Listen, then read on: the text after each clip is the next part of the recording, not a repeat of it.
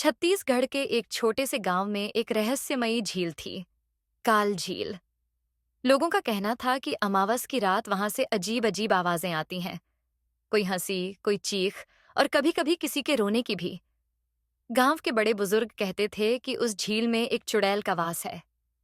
पर अर्जुन, 13 साल का होशियार और निडर लड़का, इन बातों पर यकीन नहीं करता था। वो अक्सर अपने दोस्तों से कहता, ये सब मनगढ़ंत कहानियां हैं, भूत वूत कुछ नहीं होता।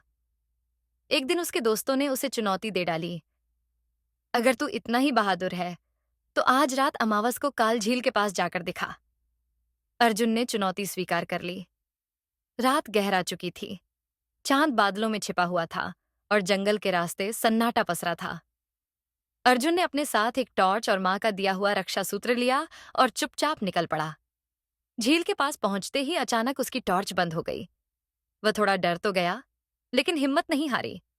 तभी उसने देखा, झील के किनारे एक औरत बैठी थी।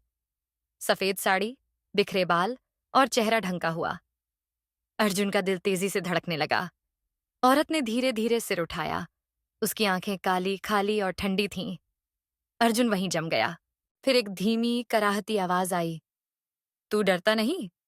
अर्जुन ने कांपती आवाज में कहा, मैं जानना चाहता हूं, आप कौन हैं?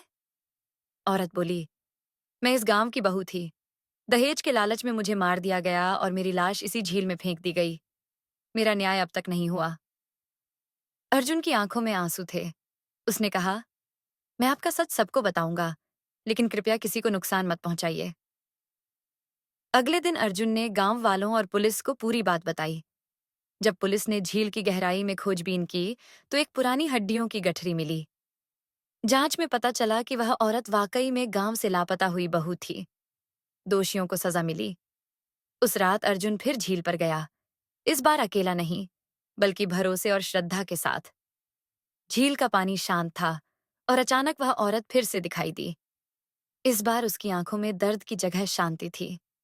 उसने मुस्कुराकर कहा, धन्यवाद बेटे, और धीरे धीरे हवा में विलीन हो गई। अर्जुन ने सिर झुकाकर प्रणाम किया और वापस गांव की ओर बढ़ गया। सीख, सच्ची बहादुरी डर से नहीं, किसी की मदद करने से साबित होती है। हर आत्मा को न्याय चाहिए और हर बच्चे में वो ताकत हो सकती है अगर वो सही के लिए खड़ा हो।